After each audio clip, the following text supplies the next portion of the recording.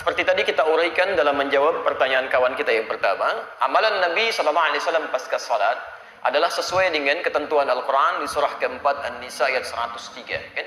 فَإِذَا قَضَيْتُمُ الصَّلَاةَ فَاذْكُرُوا اللَّهَ قِيَامًا وَقُعُودًا وَعَلَى جُنُوبِكُمْ.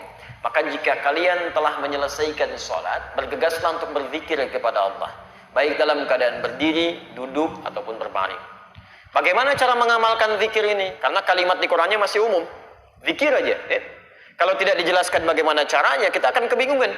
Apa Anda kemudian duduk, zikir, kan tidak ya? Harus ada amalan yang jelas yang bisa kita kerjakan.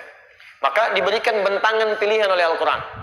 Semua amalan yang menjadikan kita ingat dengan Allah, itu disebut dengan zikir. Saya ulang. Semua amalan yang menjadikan kita ingat dengan Allah, tersambung dengan Allah, disebut dengan apa?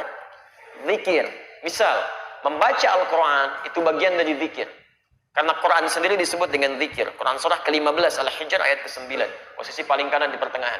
Inna nahnu nazzalna dzikra wa inna lahu lahafizun. Sungguh kami telah turunkan Al-Quran sebagai zikir. Jadi kalau Anda sedang baca Al-Quran, Anda sedang zikir itu. Ya, jelas di sini? Tayyib. Menghafal Quran itu bagian dari zikir. Maka disebutkan 4 kali di Quran surah 54 Al-Qamar ayat 17, ayat 22, ayat 32, ayat ke-40. Walaqad yassarnal Qur'ana lidzikri fahal mim muddakir. Dan sungguh kami telah mudahkan Al-Quran digunakan sebagai zikir. Ya, diingat, dihafalkan. Jadi menghafal Quran disebut dengan zikir. Jadi kalau Anda sedang menghafal Quran, itu pun Anda sedang berzikir di situ. Jelas di sini? Salat itu disebut sebagai zikir. Quran surah ke-20 Thaha ayat ke-14. Wa aqimis sholata lidzikri. Tunaikan salat sebagai zikir kepadaku, kata Allah. Jadi ketika Anda sedang salat, itu adalah bagian dari zikir. Ya. Berdoa, termasuk istighfar, bagian dari zikir. Ya, Quran surah kedua Al-Baqarah ayat 152, posisi paling kanan sebelah bawah. Saya belum tuliskan tadi. Ya, fadhkuruni adzkurkum. Maka Anda zikir kepada saya ingat Anda. Dan doa sebagai bagian ingat kita kepada Allah Subhanahu wa taala, memohon kebaikan. Nah, sekarang kalau kita simpulkan, ya, Anda simpulkan misalnya, kalimat-kalimat zikir di Quran bentangannya banyak. Ada baca Al-Quran, kalimat thayyibah, ada istighfar, ada doa, ada salat, ada menghafal Quran, termasuk saat Anda ikut ta'lim, Anda sedang zikir. Karena saat Anda mengikuti ta'lim, Anda ingat dengan Allah Subhanahu wa taala.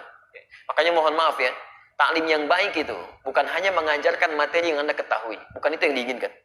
Ta'lim yang baik itu diisyaratkan oleh Quran adalah ta'lim yang bisa mengangkat iman Anda lebih dekat dengan Allah Subhanahu wa taala. Itu ada di Quran surah 58 ayat ke-11, posisi paling kanan sebelah bawah. Makanya ketika disebutkan di Quran, ya ayyuhalladzina amanu, dibuka dengan kata iman. Hei orang-orang telah menyatakan dirinya beriman kepada Allah. Idza qila lakum tafassahu fil majalis, jika diinformasikan pada Anda, dikatakan luaskan majlis. Majlis itu asalnya dari kata jalasa, berpindah dari posisi rendah ke posisi tinggi. Kalau Anda duduk di bawah, saya katakan fadl ijlis, silahkan duduk. Itu bukan cuma duduk, tapi maksudnya pindah ke tempat yang lebih tinggi. Tempatnya disebut dengan majlis, jamaknya disebut dengan majalis. Kalimat majalis di sini disandingkan dengan menuntut ilmu, diawali dengan kata iman.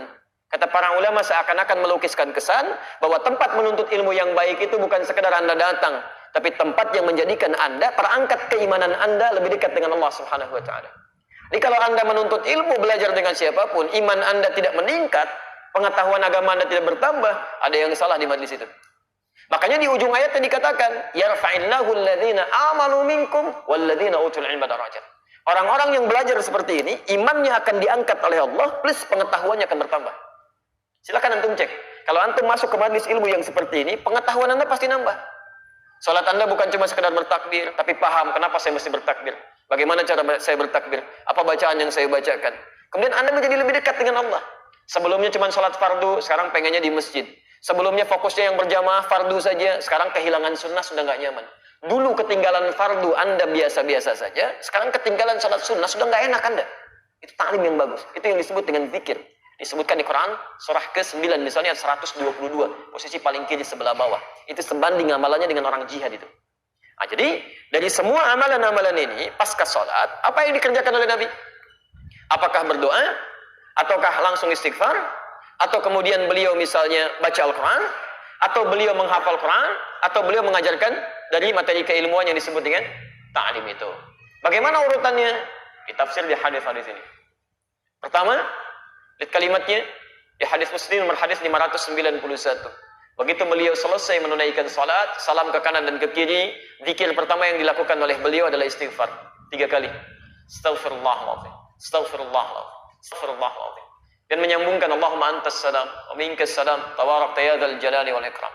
Selanjutnya di hadis Muslim nomor hadis 593, la ilaha illallah lahu la syarika lah, lahul mulku wa lahul hamdu wa huwa ala kulli syai'in qadir.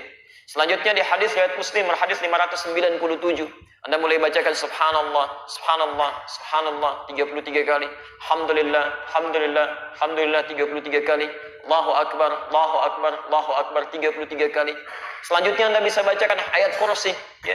Ayat kursi Al-Baqarah 255, posisi paling kiri di pertengahan. Allahu la ilaha illa huwal hayyul qayyum. Selanjutnya Anda bacakan surah Al-Ikhlas, ya, kemudian Al-Falaq, kemudian An-Nas. Setelah itu Anda berdoa kepada Allah Subhanahu wa taala. Doanya bahkan langsung disebutkan dan kami tuliskan. Ya, ada di Ibnu Majah nomor hadis 925. Yang Al-Ikhlas, Al-Falaq, An-Nas di Abu Daud nomor hadis 1523, yang Ibnu Majah nomor hadis 925 itu doa Nabi yang dilakukan setelah selesai zikir yang tadi itu.